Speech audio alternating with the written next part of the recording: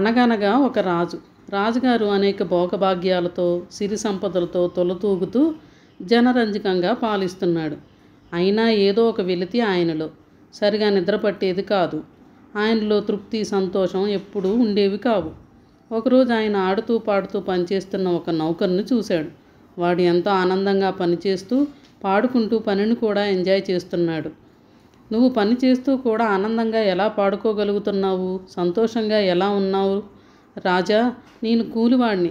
నాకు కావలసింది పైన ఒక నీడ, కడుపులోకి వేడివేడిగా ఇంత బువ్వ. మీ దయ వలన అవి రెండూ మా కుటుంబానికి బాగా అందుతున్నాయి.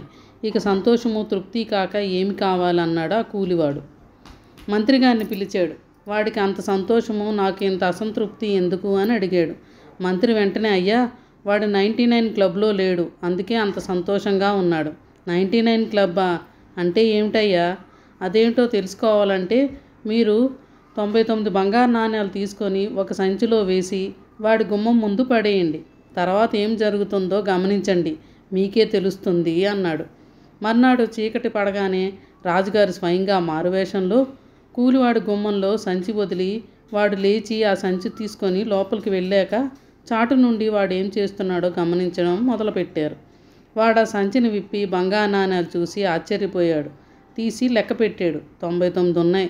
100వ నాణ్యం కోసం బయటకు వచ్చి వెతికాడు. దొరకలేదు. మళ్ళీ లోపలికి వెళ్ళాడు. లెక్క పెట్టాడు. భార్యను పిలిచాడు. లెక్క పెట్టమన్నాడు. ఆమె లెక్క పెట్టిన 100వ నాణ్యం కనబడలేదు. భార్యతో అన్నాడు, 100వ నాణ్యం కోసం కష్టపడి ఇద్దరం పని చేయాలి అని చెప్పాడు. అతడి జీవితం మారిపోయింది. కష్టపడి అదనపు పని చేయడం, అదనపు సంపాదన కోసం అనేక పనులు చేయడం మొదలుపెట్టాడు. ఇంటికి ఆలస్యంగా వెళ్ళడం, భార్యపై కోప్పడడం మొదలయ్యాయి. వాడి ముఖంలో చిరునవ్వు కనబడడం మానేసింది. పాటలు పాడడం ఆగిపోయింది. చిరాకులు మొదలయ్యాయి. ఇంట్లో మనుషుల సహకారం లేదని పిల్లలను భార్యను తిట్టడం మొదలైంది. వాడిలో వచ్చిన మార్పును మంత్రితో చెప్పాడు రాజు. అవును రాజా, అతడిప్పుడు 99 క్లబ్లో పూర్తికాలపు సభ్యుడు అయ్యాడు అన్నాడు. 99 క్లబ్ అంటే సంతోషంగా గడపడానికి అవకాశం ఉన్నా అందనిది ఏదో అందుకోవాలని అర్రులు చాచడం. తనకు ఉన్నదానితో తృప్తిగా ఆనందంగా గడిపే అవకాశం ఈ క్లబ్బులోని సభ్యులకు ఉండదు. ఇంకా ఏదో సాధించి అప్పుడు ఆనందిస్తాను అనుకుంటూ ఎప్పటికీ తృప్తిని పొందలేరు కొందరు మానవులు. వారి జీవితం అంతా సంపాదించాలని అనుకుంటారు తప్ప తృప్తికి మించిన సంపాదన లేదని అనుకోరు. మన ఉద్యోగులు, ప్రతినిధులు అందరూ ఇదే యావలో ఉంటారు ప్రభు. ఇందులో చేరడానికి సభ్యత్వం అక్కర్లేదు కానీ జీవితాన్నే దానికి అంకితం చేస్తాం ప్రభు.